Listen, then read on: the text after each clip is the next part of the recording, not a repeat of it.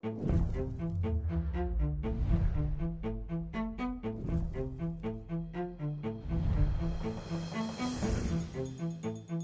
started with an idea, a question, which turned into a series of questions, and a napkin.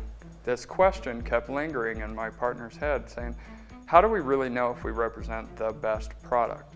What we did is he had compiled a mountain of fixtures, and he said, look, I've got all of these fixtures and they are the best of the best. Some of them I rep, some I don't, but literally they all do something unique and different. I looked at each fixture and I started to see a lot of similarities, and then I could see why one fixture excelled over another.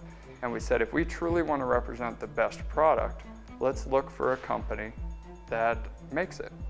We kept looking, but ultimately the number of companies we found that did it all right was 0. That kind of gave us an idea. We began to dream a little, and we looked at the market and we said, what if? I mean, what if we really did make a fixture that had all these features in it? We literally started to draw our own ideal luminaire. One thing we realized from all the data was that if you take the electronics and you move them into this heatsink channel, you can dissipate the heat and it'll make the electronics last longer. And then we looked at the optics and we said, okay, what are the best optical reflectors to get the light where we want it exactly, precisely where we want it, and then how do we get all the light that's created by the lamp source out of the fixture? And we developed our own reflector, basically as a compilation of all the other fixtures that we had evaluated. We said, well, this is a great reflector.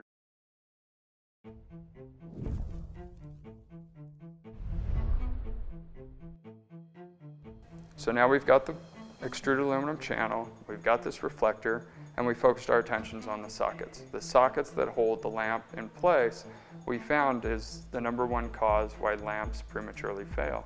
Why build a fixture that would sustain, say, high abuse environments, but the lamps fail constantly because they're losing contact?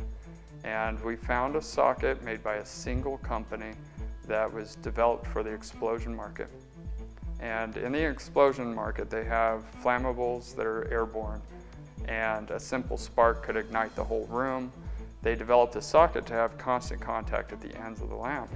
And we thought, well, why not use that for all light fixtures? I mean, if it would make sense. So we said, okay, let's take the electronics that are sensitive to heat, and let's move those away from the lamp source. We'll use this explosion-resistant socket and this optical reflector. And that kind of gave us the shape of what our fixture was going to look like. And now we just need to know, can it be done? So we went into production, we made a fixture, and out of the gates it came out to outperform anything that was currently on the market. And we got 99% efficiency, and we were just on cloud 9. We hit the efficiency we were trying to. What that means is, for every watt of energy that I'm using, how much light am I getting out of this fixture? And to come out with something that's 99% efficient was unheard of, and we did it. By the very nature of the way we make the fixture, the construction of it, it just turned out to be stronger. And engineer after engineer across the country started specifying us in high abuse environments. We're talking batting cages, indoor golf ranges, even shooting ranges for guns, where the normal mode of operation was to just put in your budget replacing the fixtures every so often, long before they were intended, because no fixture ever would sustain in that environment. And we started to get a name for ourselves for high abuse, and we've kind of stuck to it ever since. When you're developing a new company and you're trying to literally reinvent the way lighting is done, you are faced with decision after decision to make. It seemed as though our culture was forming by simply taking the high road every time. How that culture was actually created, I think, really comes down to the decisions you make along the way.